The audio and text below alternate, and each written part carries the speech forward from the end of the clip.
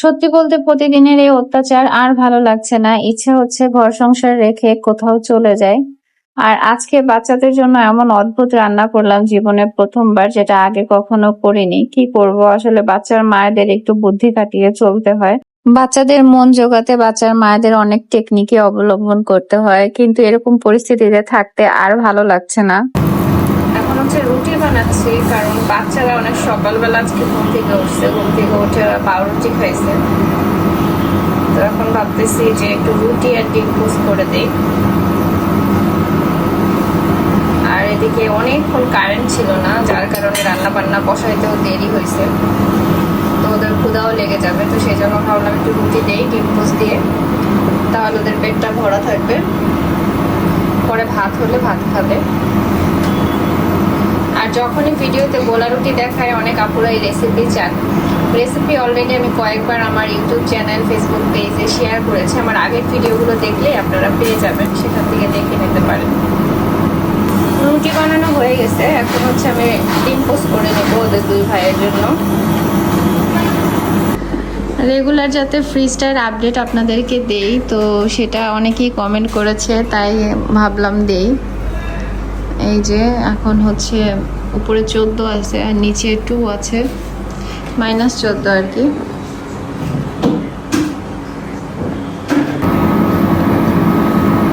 এখানে ভাত হচ্ছে, ভাত প্রায় হয়ে গেছে, মাঠটা ছড়িয়ে নিব।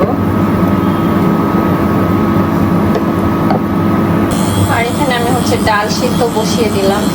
আর ডাল সিদ্ধের সময় না লবণটা পরে দিবেন, লবণ আগে দিলে কিন্তু ডাল সিদ্ধ হতে সময় বেশি লাগে। ঠিক আছে, এটা হয়তো অনেকেই জানেন, তারপরে যারা জানেন না তাদের জন্য বললাম। শুধু লবণ ছাড়া আপনি সিদ্ধ দিবেন, চাইলে হলুদ বা পেঁয়াজ রসুন এগুলো দিয়ে সিদ্ধ দিতে পারেন, কিন্তু লবণটা দিবেন না, লবণ একেবারে পরে দিবেন, ডাল মানে সিদ্ধ হয়ে গেলে, ফুটে গেলে তারপরে। আজকে হচ্ছে রুই মাছ ভাজি করবো, তো এখানে আমি সব ধরনের মশলা দিয়ে দিতেছি অল্প অল্প করে। মরিচের গুঁড়ো একটু কমায় দিছি, কারণ বাচ্চারা যেহেতু খাবে। আর হলুদ, ধনিয়া সামান্য পরিমাণে সব মশলা আমি একটু একটু করে দিছি এখানে। আর দিয়ে দিব লবণ স্বাদ মতো। নামানোর আগে একটু পেঁয়াজ কুচি দিতে পারি, আবার নাও দিতে পারি, সেটা ঠিক নেই।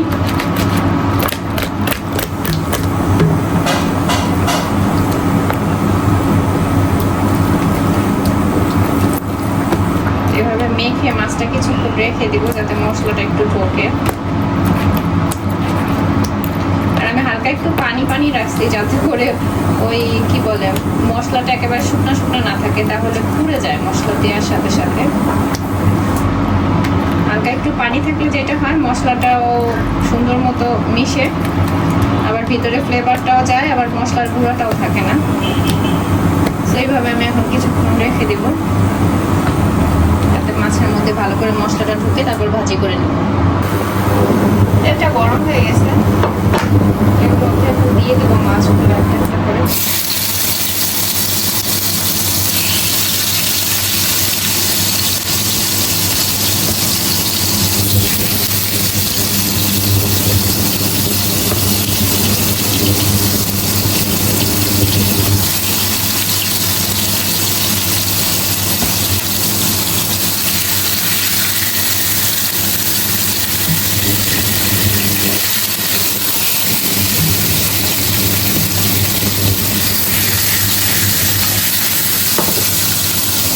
আর আজকে কোনো তরকারির মধ্যে যেহেতু আলু দেই নেই, তো আজকে কি করছে, আমি ডাল সিদ্ধর মধ্যে আলু দিয়ে দিচ্ছি, যাতে করে বাচ্চাদেরকে ডাল তো দিবই, সাথে আলুও দেওয়া যায়, তাহলে ওরা খুশি হবে আর কি। আর মাছটা তো ভাজিই করতেছি।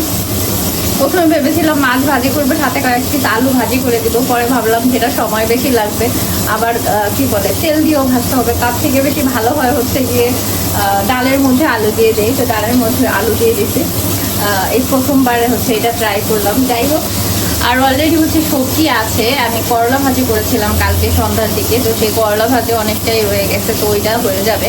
আর বাচ্চারা করলা ভাজি খেতে চায় না, তো আমার জন্য তো মানে মোটামুটি হয়ে যাবে করলা ভাজি দিয়ে, সেই জন্য ওদের জন্য আলু দিয়ে দিলাম।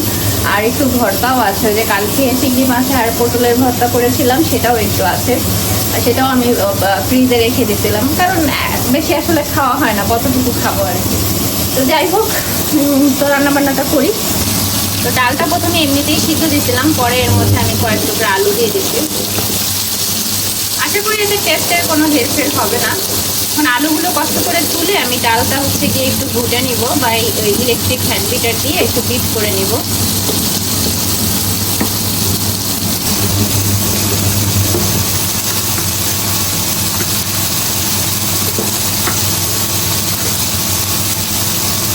আলুগুলো তুলে এখন আমি হচ্ছে গিয়ে ওটা একটু ডালটা বিট করে নিব, আর এই যে ইলেকট্রিক বিটার দিয়ে বিট করে নিব, তাহলে না খুব সুন্দর হয় আর তাড়াতাড়ি হয়। মিক্স করা হয়ে গেছে, আলুগুলো দিয়ে দিব, আর ডালটা এখন হচ্ছে ফোড়ন দিয়ে নিব, তাহলে হবে পেঁয়াজ আর ইয়া দিয়ে, সেগুলো রসুন দিয়ে, কাঁচামরিচও দিয়ে দিব, কাঁচামরিচ দিই নেই।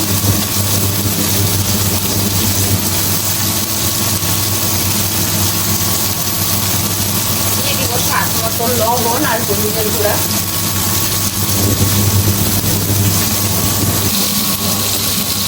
হলুদের গুঁড়া দিয়ে দিব, হলুদের গুঁড়া দিয়ে নিই।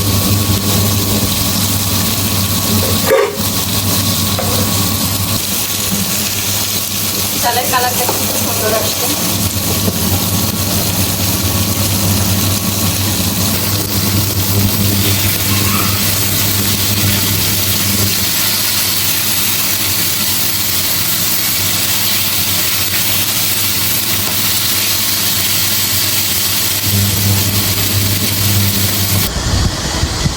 আসিফের সাথে এখন রক পেপার সিজার খেলতে হবে। এই যে এখানে আছে রক পেপার সিজার, তো এগুলো খেলতে হবে, কারণ সে অনেকক্ষণ ধরে আমার পিছনে ঘুরতেছে। এই যে তাদের এক একটা বন্ধুর কাঠ নিয়ে এসে ঘুরতেছে। এগুলো বন্ধু না আঙ্কেল? তোমার আঙ্কেলই হবে, ওই তো ফুটবল প্লেয়ার, এক একটা আঙ্কেল হবে, এগুলো তো বন্ধু না তোমার। আসো খেলি, আসো। আপনারা কোনো শব্দ শুনতে পারতেছেন ভিডিওতে? প্রচণ্ড রকমের শব্দ, আমি জানি না এটা কি মেশিনের শব্দ না কিসের শব্দ। এটাকে আমাদের বাসায় কাজ চলতেছে তার কোনো শব্দ না, কে মনে হচ্ছে পাশের ওই রোডে কোনো কাজ চলতেছে। মানে এই মেশিনটা সেই যে সকালবেলা থেকে শুরু হয়েছে, নন স্টপ চলতেছে, মানে রুমের মধ্যে থাকা যাইতেছে না এটার সাউন্ডে। মাথা ধরে যাচ্ছে, মানে এত খারাপ লাগতেছে, মনে হচ্ছে ঘর বাড়ি ছেড়ে কোথাও পালাই যায়, বিরক্ত লাগতেছে।